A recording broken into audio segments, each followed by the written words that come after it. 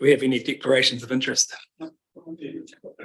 Oh, all in favour. Sorry. Just employee road metals who undertake work at the harbour, and Director of Whitestone Contracting who undertake work at the harbour area as well. Thank you. And I was cool that we received those apologies. All those in favour? Aye. Against? It's carried. Could move on to item 3.1, confirmation of the previous minutes. Meeting held on 3rd of June 2023.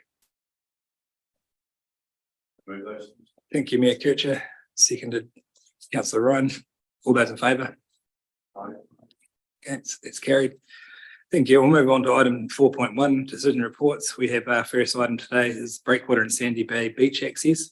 And I was asked, do you want to introduce that, Eric or Joshua? Thank you, Mr. Chair. Good morning, all. So Council's current resource consent for the breakwater prohibits recreational access. That is for reasons of public safety and to protect wildlife. The Harbour Area Plan identified a project to reinstate public access. And we've looked at the options and concluded that New Zealand standards in this situation do require some form of barrier. These would be costly and would restrict machine access for breakwater maintenance and would be likely to be damaged by rocks that might be thrown by the sea. Our preferred option, therefore, is to move the current barrier out to improve visibility through the barrier and prevent any access from Sandy Bay Beach onto the breakwater. Now, this would provide a safe viewing area, would enable the continued use of Sandy Bay Beach and is achievable within the $70,000 budget that Council has provided through the annual plan.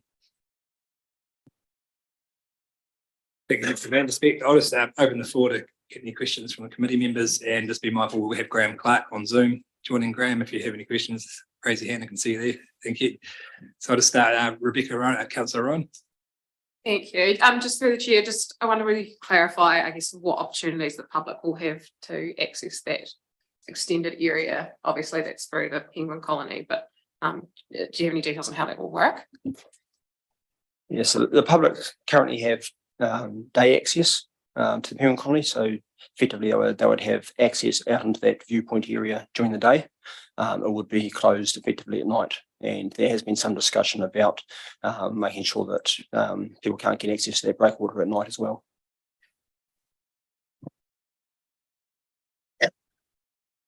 You, Kircher. It's first of all, comment, I guess. Our preference would be to allow public access along there, and I do think it's a bit hypocritical when you see some dock tracks and various things which are on the sides of cliffs, and realizing that there are difference in numbers of people accessing it, but equally that there's there's always a bit of risk. But I think unfortunately we've got to manage any perceived risk, and this is the best course of action. As far as access to the beach itself, that will be opened up further. Yeah, the intention is we'll be able to leave the current gate, which is under the access bridge to Dalmar, open. So there'll be access through there. We did consider some additional steps down between Dalmar and the Sea Scouts, but that's likely to be unnecessary given that other access. And just further to that, through you, Mr. Chair, probably a question for Dr. Agnew, but the access to Sandy Beach, and obviously there's concerns around some of the wildlife, particularly further along. Do you think that's, well, should we be putting signage up warning people that there is wildlife there? I'm thinking particularly of any nesting terns or whatever it might be that's along that way. I think you would definitely need signage towards the end of the breakwater, towards Ramsay's extension, because potentially if people walk that far along there, they will be able to get up onto the breakwater from there. And so sometimes there are leopard seals on that beach, so that signage will just need to come and go. Are there any concerns around potentially people going down onto that beach in vehicles if the gate's open? And a second question I have, with option 2, extending the fence down, do you imagine you'll need to fence along the breakwater on the seaward edge as well? And also that fence will need to stop fur seals coming up onto the breakwater, because otherwise then if it's open, they'll just come in and be in an area where they potentially meet the public.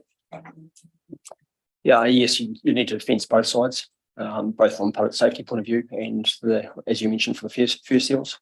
Sorry, the first question was? Signage. Oh, the vehicles. I guess that's something we can just play by ear. We still need access, obviously, to the beach for maintenance. So potentially we may have to change the gates if vehicles do become a problem.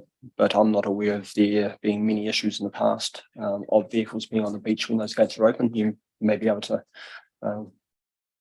educate me on that if there has been. Thank you. Did you have any questions at this stage, Graham? Can you hear me? Yep. I agree with Gary. It's kind of sad that we can't walk down the breakwater anymore. It's a, so where does it all stop? You start fencing off the Holmes Wharf. I would ask Philippa, what difference with the seals is it down at Shag Point, for example, where you can walk around the seals? You just got to stand clear of them. So I'm just sad that we're losing access to the breakwater, I must say. I understand the safety point of view, but I just want to make that known. Thanks. Thank you. So with regard to the seals, it comes down to land ownership and the roles and obligations of the landowner and the leasee, which is us, to keep people safe from those fur seals. So, I mean, fur seals, as you've just acknowledged, will be in spaces where people are going to come across them naturally. But as a leasee of that space, we have to do everything we can to keep our visitors safe from those seals. And if that means putting a fence to keep the distance between the seals and the people, then that's what we need to do. Yeah, thank you. Gotcha. I think there'd be a fair bit of thought go into what sort of fence you have there. That sea is pretty ferocious. It literally picks rocks up and throws them over the breakwater. The same with any signage that's down further down. I don't disagree with it, but you have to be just careful where you put it and how you put it. Otherwise, it's an ongoing expense. It just gets battered next high seas, which are pretty regular. I'm also disappointed that we don't get access down there with past history. I don't think there's been too many people injured and not too much wildlife interaction that's ended up with dead seals or dead people. So it's not that bad, but I do understand the consent process. And thank you, George. And I just asked Derek if possible, you probably could take Philip Agnew's and George's comments on in the design phase, maybe to get the best of both worlds. Just a quick question, probably for Dr. Agnew again. If we did have a system of signage that needed to go out at particular times and so on, would the penguin colony be able to support, when those go out? And I'm just thinking the seasonality of it, that the colony staff are close to what's happening there and probably know now's the time to get signs out for seals protection or birds or whatever it might be in each place. Yes, definitely. Yep, we would be able to help with that for sure.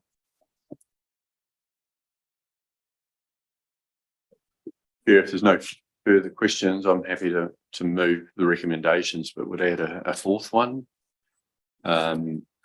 So move the three that are there, and the fourth one is that that staff work with the Oamaru Blue Penguin Colony to provide signage supporting wildlife protection as required.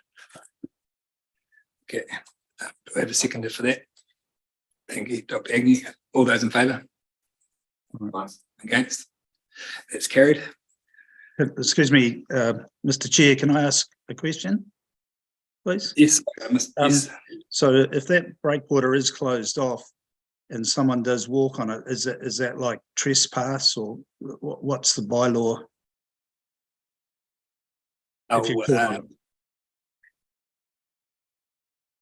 Yeah, well, trespass requires some form of warning. So if there's signage there in the first place, that can be taken as your formal warning.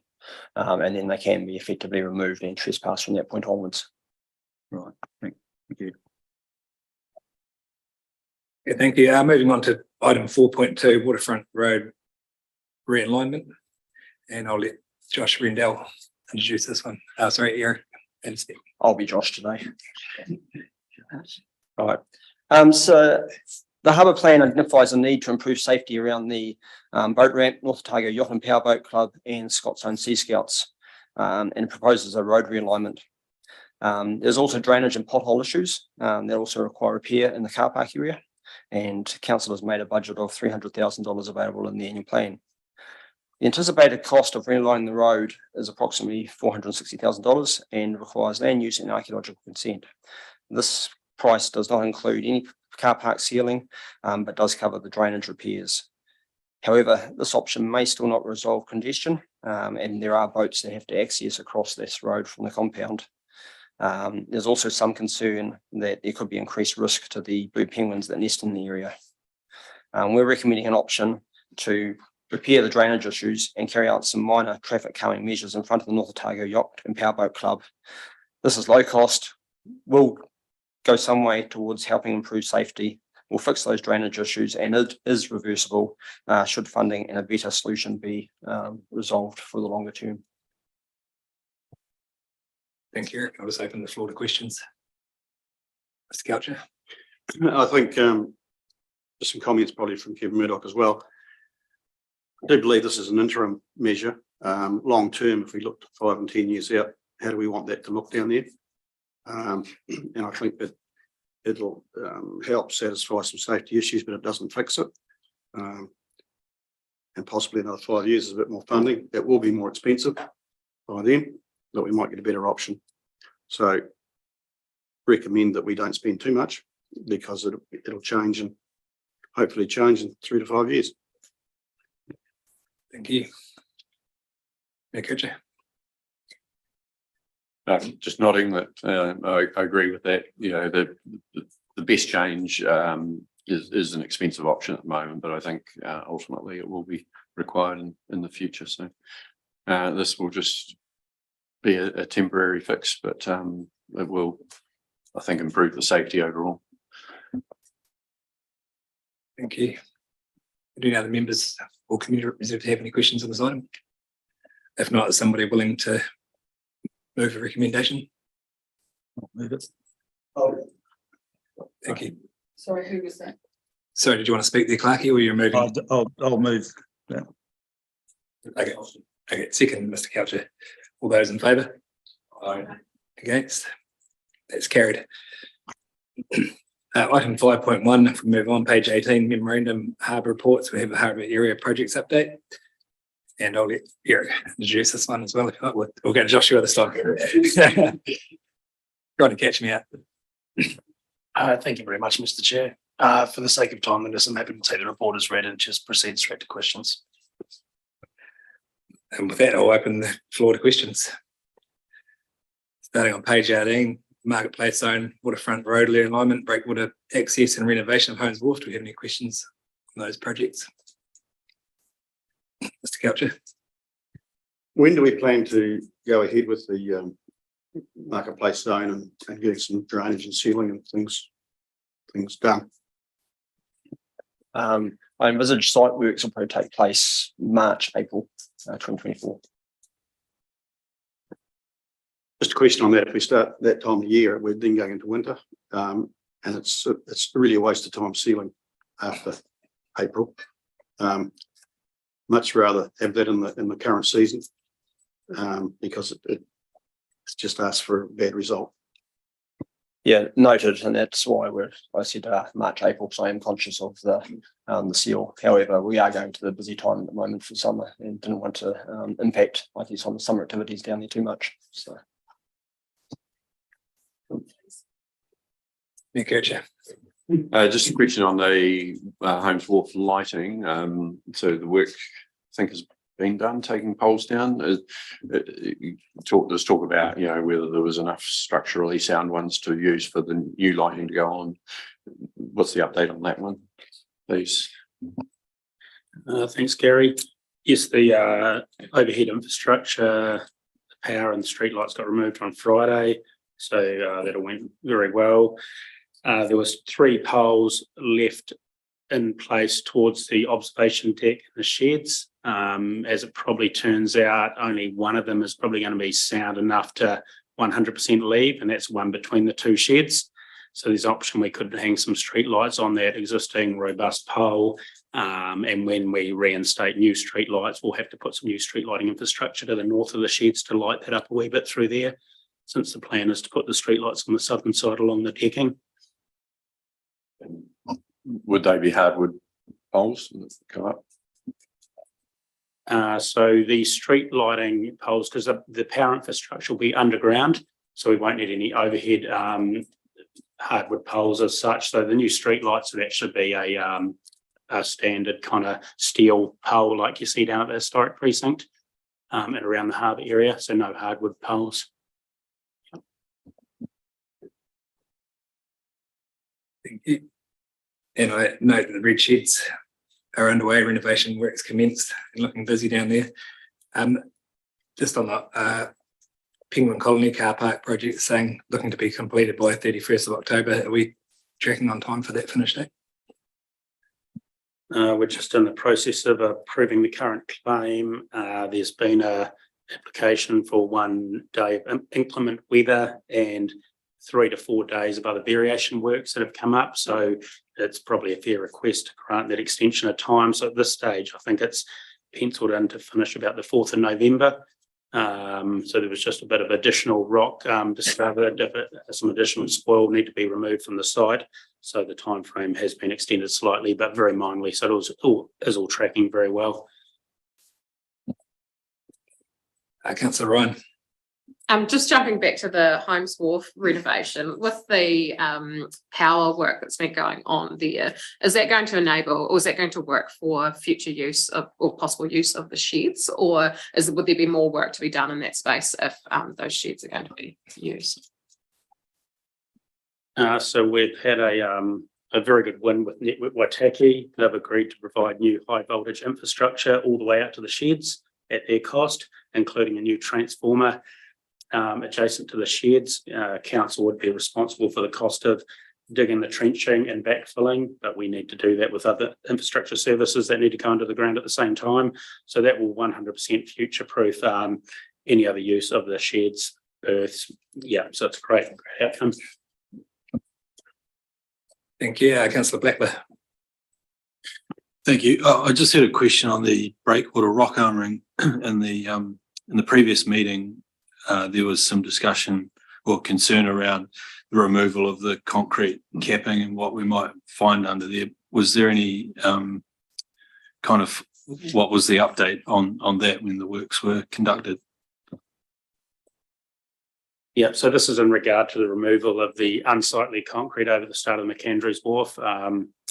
Yeah, and basically it all went to plan. There was pretty much just a bit of rock and rubble in behind. We were hoping to find a solid concrete face closer to the main breakwater structure, because if that was the case, we could have excavated back and provided a vertical drop, which would have made it difficult for public to get up onto the structure. Unfortunately, we did not find the solid concrete, so we took the option to batter some rock off just to protect that face as well. But it certainly has opened up a big chunk of McAndrews Wharf, and from a Heritage New Zealand and archaeological point of view, it's been a great result to expose more of that Category 1 Heritage Wharf.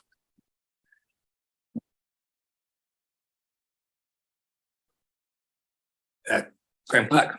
Yeah. Thank you, Mr. Chair. A couple of questions just to Grant. Keeping in mind, I'm just thinking about power. Power is always at the top of my mind. With the small red sheds by Sumter's Wharf, can it just be kept, noted that we need power to those sheds to make them rentable, when any work is being done around that area, and also with the marketplace car park. How have we got on with Network Waitaki with the additional EV charges? and also a power supply for the farmers market. Yes, they're very keen to put in another 4 EV chargers, and they'll be putting in a new transformer there to supply those. They're happy to work with us to provide supply for the rest of the farmers market, but we need to do some further work as to exactly what we require. So I'll be looking to have further conversations with you.